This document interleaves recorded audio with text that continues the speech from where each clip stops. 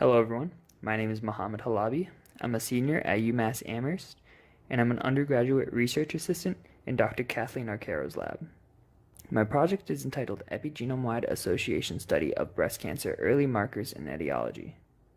Now before I discuss my project, I want to talk about breast cancer a little bit. Did you know 1 in 8 American women are diagnosed with breast cancer at some point in their lifetime, with 230,000 diagnosed with breast cancer a year and 40,000 annual deaths. So breast cancer is a big issue. The purpose of our study is to investigate whether or not an association exists between certain biomarkers in the blood and future breast cancer risk.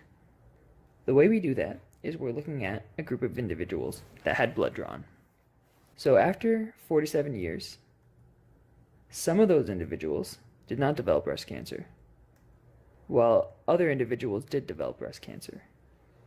And that allows us to separate our group into two subgroups. Group A being individuals that developed breast cancer, and Group B being individuals that did not develop breast cancer.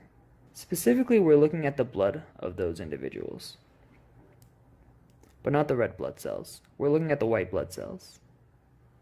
And in those white blood cells, we're looking at their DNA. And more specifically, we're looking at a gene, MGAT4C. And on that gene, there's a specific site, a cytosine, that is sometimes methylated, as you can see on the left, with the M symbolizing a methyl group. And sometimes it's not methylated, as you can see on the right. We're quantifying the amount of times an individual's blood has a methylated cytosine as opposed to an unmethylated cytosine. For the purpose of this video, methylation is just a biomarker we're looking at. And using that information, we can develop an association.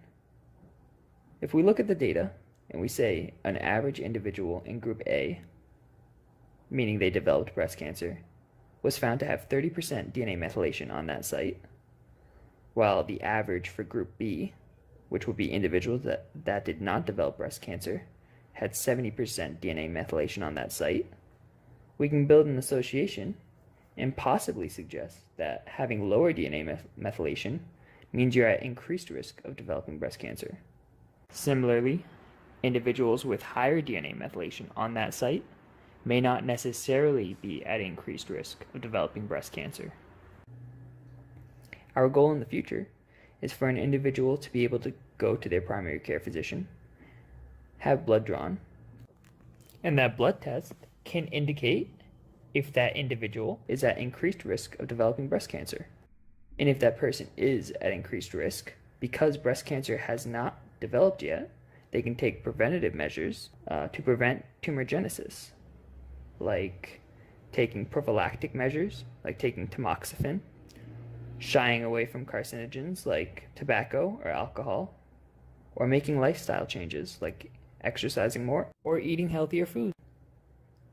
That's our project in a nutshell. Thank you very much for watching.